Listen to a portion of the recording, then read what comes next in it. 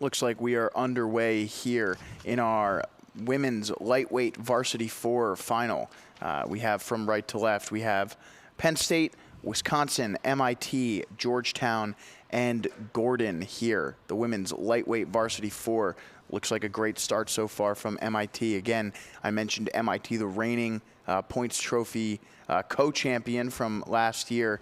They tend to really dominate these lightweight women's events here at the Vail Regatta. We'll see if they can't do the same here.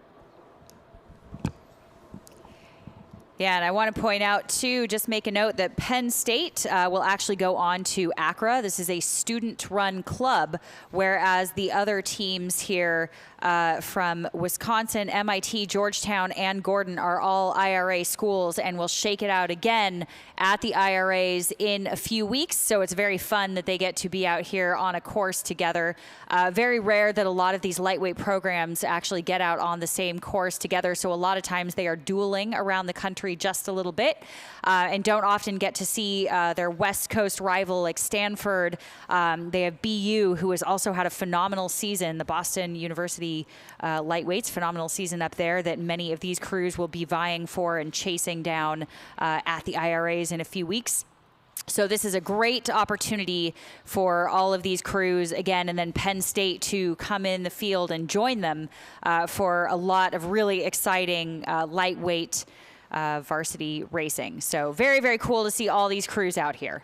Yeah, so in the time trial yesterday, MIT with the fastest time of 8 minutes and 23 seconds.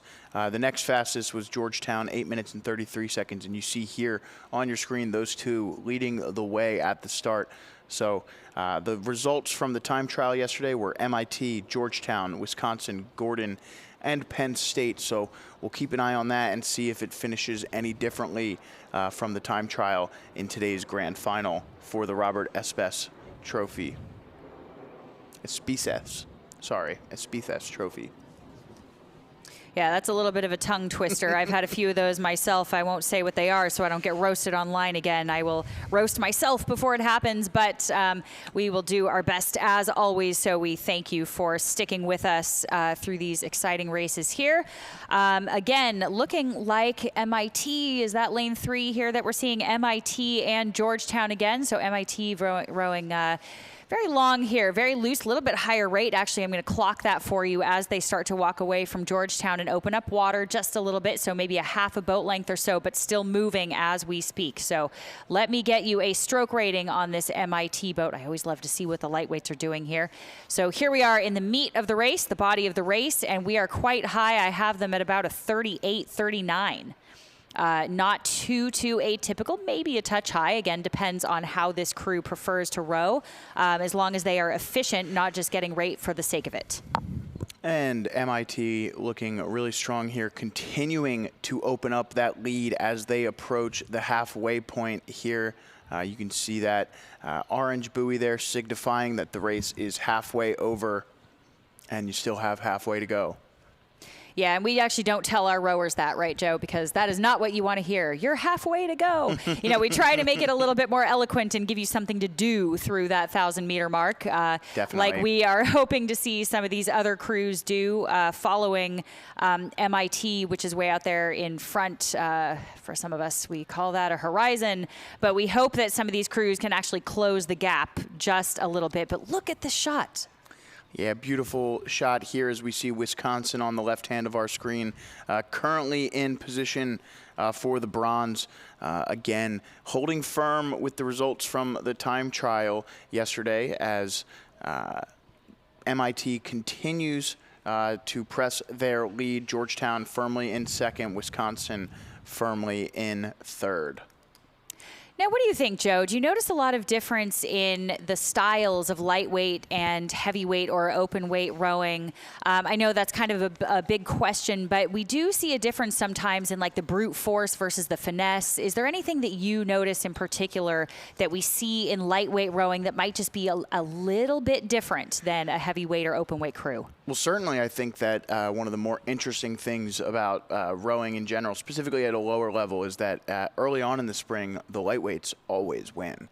And it is very difficult from a heavier boat just from my experience from my senior year in high school, it took us about 2-3 months into the spring season to beat the lightweights in practice. But once we beat them, there was really no looking back. It's kind of one of those things where once you break the seal and you can take down your own team's lightweights, you feel really comfortable about your ability to continue to beat them. But they're craftier in a lot of ways. They can row at those higher rates, and they know it takes you a little bit of speed. So I think when a lightweight crew knows they have your number a little bit, they can get out to a fast start, and they say, okay, you big brutes, like, do you have the mental fortitude to catch us? Because we don't think you do. So.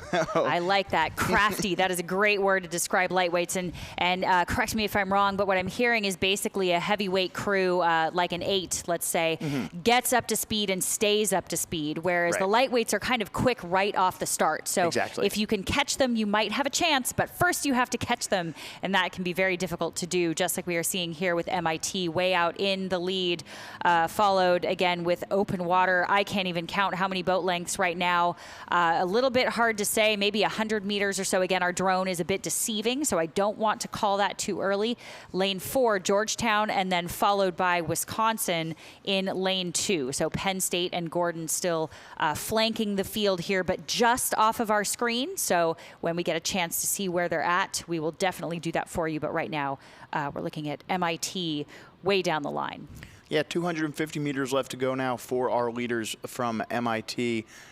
Georgetown following somewhat closely behind them, and you can see now how this is shaking out. We've got Gordon out there in lane 5, currently in 4th place, and then Penn State in lane 1, currently in 5th place. But few hundred more meters left to go now for our leaders from MIT. And again, we want to talk a little bit about how MIT, obviously, the defending points champion here so far through the day, obviously in the women's event.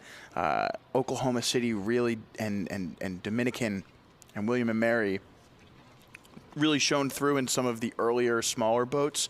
As we get to the bigger sweeping boats, we're really seeing a lot of Georgetown today. So don't be surprised if we continue to see Georgetown win gold, if we also see them potentially raise that points trophy at the end of the day today.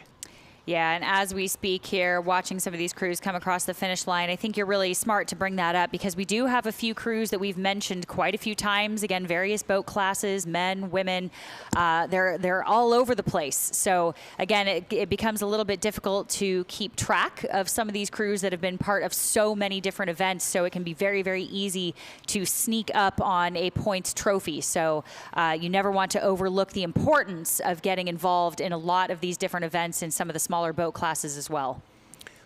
Most certainly, as you see on your screen, Wisconsin crossing there for the 3rd place finish, as we'll wait just a little bit longer for Penn State and Gordon. And definitely part of the conditions being so much better today, we're seeing a lot of faster times as they come across